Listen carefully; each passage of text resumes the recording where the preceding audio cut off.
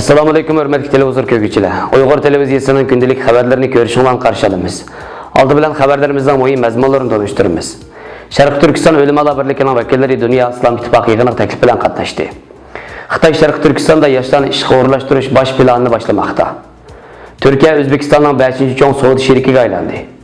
2018 yılı dünya askeri çıkımı 1 trilyon 800 milyon dolarga yetdi. Tövəndə dehqonlar xəbərlərimizdən təfsili məzmunları bolsun. 27 may günü Saudiya Arabistanının Məkkə Mükerrem şəhərində Qur'an və Sünnətdə O'tirhalıq namlı xalqaro muhakimə yığını ötküzülgən olub, yığınğa Şərq Türkistan Ölüm Ala Birliğinin rəisi doçent doktor Ataullah Şahyar başçılığındakı Türkiye, Avustraliya, Gollandiya, Finlandiya qatarlıq dövlətlərdə oturuşluq 6 nəfər Uyğur dini zat təklif bilan qatnaşqan. Məzkur yığın qandaq qılıb fiqhi və İslam ənənələrində radikallıq və zoravallıqdan xali oturhal Müslüman cəmiyyəti bərpa qilish asas muhakimə temisi olub, dünyanın hər qaysı joylardan 2000 dan artıq alim və ulamolar qatnaşqan. Yığında dini məsələlər tema qılınğan bolsa, təklif bilan qatnaşıb atqan Uyğur dini zatlarga Uyğurlarning növbətdəki qorxunçluq vəziyyətini yığın əhliga tonishtirish üçün qimmatli fürsət yaratıb berilgan. Ular yığınğa qatnaşıb atqan hər qaysı el dini zatlarga, tədqiqatçı və hökumət əməldarlarına Uyğurlarning növbətdəki vəziyyətini tonishtirib, ularning öz dövlətlərdəki hökumət və ommaviy təşkilatlarının Xitoy hökumətiga inkas bildirishiga haydakchilik qilishini talab qilgan. 27 may günü Washington Poçta gazetida e'lon qilingan yig'in haqidagi bir maqolada Saudiya Arabistonning Uyghur masalasiga sukut qilishini nuqul iqtisod manfaatiga bog'lashning yetarli sabab emasligini ta'kidlagan. Mazkur gazetning Xitoy musulmon fuqarolarga zulm silayotganda Saudiya Arabiston Xitoy bilan hamkorlashmoqda sarlavhalik maqolasida qayd qilinishicha, Saudiya Arabistonlik jurnalist Jamal Khashoggining Turkiyadagi Saudiya Arabiston konsulxonasida o'ldirilishi sababli Amerika Saudiya Arabiston munosabati yiriklashgan. Bu vaqa sababli dunyoda yetim qolgan Saudiya Arabiston bu ahvolni o'zgartirish uchun Xitoy bilan bo'lgan munosabatini kuchaytirmoqda ekan. Shung Saudiya Arabistonning Uyg'ur masalasini ko'rmasga selayotganlik ilgari surilgan.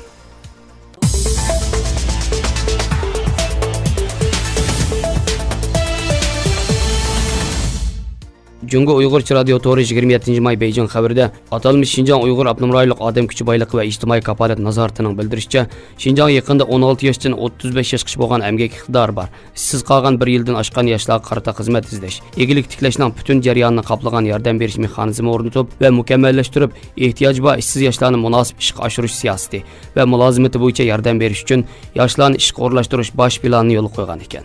Abnum rayonluq odam kuchi boyligi va ijtimoiy kafolat nazoratining aloqador mas'ullarining bildirishicha, uzoq muddat ishsiz qolgan yoshlar to'pining aqlonlik bilan kasb tanlab ishga o'rlashishiga yordam berish uchun yoshlarni ishga o'rlashtirish bosh plani yo'li qo'yilgandan keyin jamoatchil ishga o'rlashtirish mulozimat apparati birlik kelgan. Ishsiz yoshlar haqiqiy qism uchur sonliq ma'lumot ombori qurib, ishsiz yoshlarning oila ahvoli, ishsizlik sababi, xizmat izlash orzusi, mahorat seviyasi qatorliq asos uchurlarni egallab, ularning ishga o'rlashgan yoki o'rlashmaganligi, ishga o'rlashishiga yordam berish, siyosatni amaliylashtirish qatorliq ahvollarni to'g'ri xotirlab, ishsiz yoshlarni harakatchan dal ishga o'rlashtirishga yordam berish mulozimati bilan ta'minlaydi ekan.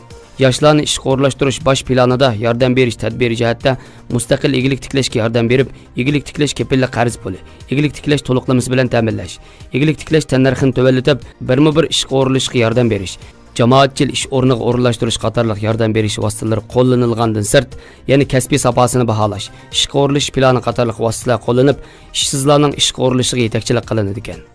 Bu masala qarata Sharq Turkiston informatsion markazining raisi Abdulil Qarqash bayonot e'lon qilib, Xitoy kommunist hukumatı Sharq Turkistondagi Uyg'ur va boshqa musulmon qavmning 16 yoshdan 35 yoshgacha hammani degidek turmaga, lagerlarga solab bo'sh qolgan o'ringa ishkir o'lkalardan Xitoy yoshlarini qiziqtirish va ularni yerlashtirish uchun yoshlarni ishga o'rlashtirish bosh planini yo'l qo'ygan. Shundaqla chet el muxbirlarining ko'zini bo'yab, maymun o'yin o'ynashni davomlashtirmoqda. Undaq bo'lsa, Uyg'ur, Qozoq va boshqa yerlik millat farzandlarini 3 yildan buyon atalmış kasbiy tarbiyalash elib berayotgan edi. Ular sening talabingga loyiq kasb ahli bo'lib yetishib chiqmadimi dedi.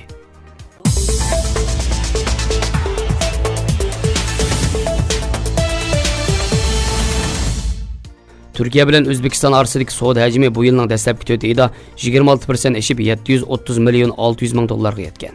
Türkiye O'zbekistonning 5-cho'ng savdo sheriki bo'lgan. O'zbekiston Davlatlik statistika komiteti bayonot e'lon qilib, Turkiyaning O'zbekistonning umumiy tashqi savdosidagi payining 5.8% ga yetganligini bildirdi. Turkiya bu yilning dastlabki 4 oyida Xitoy, Rossiya, Qozog'iston va Janubiy Koreyadan keyingi 5 cho'ng savdo sheriki bo'ldi. O'zbekistonning Turkiya qilgan eksporti 347 million dollar bo'lib, Turkiyadan qilgan importi 383 million 500 ming dollar bo'ldi. 2019 yilning yanvar-aprel oylarida 2 milliard 552 million dollarlik tashqi savdo ve 20%lik pay bilan Xitoy O'zbekistonning eng chong savdo sheriki bo'lgan bo'lsa, 1 milliard 998 million 800 ming dollar tashqi savdo ve 15%lik pay bilan Rossiya ikkinchi. 1 milliard 54 milyon 400 ming dollarlik tashqi savdo va 8%lik pay bilan Qozog'iston 3-qatordan o'rin oldi. Türkiye bilan O'zbekiston orasidagi savdo hajmi o'tgan yildagidan 39.9% oshib, 2 milliard 170 milyon 800 ming dollarga yetgan.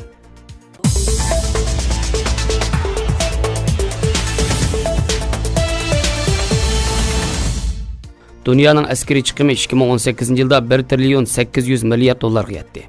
Dunyoda mudofaaga eng ko'p chiqim qilgan davlatlar Amerika, Xitoy, Rossiya, Saudiya Arabiston, Hindiston va Fransiya ekan. Turkiyaning askeri chiqimi ilgirki yillarga qaraganda %24% oshib, 19 milliard dollarga yetgan. Amerika, Xitoy, Rossiya, Saudiya Arabiston, Hindiston va Fransiya 2018 yilda eng ko'p askeri chiqim qilgan 5 davlat bo'lib, dunyo askeri chiqimining %60%ni egallagan ekan. Xabarlarimizni ko'rganingizga rahmat. Ko'rishguncha omon bo'linglar. Xayr xo'sh. Allohga omonat.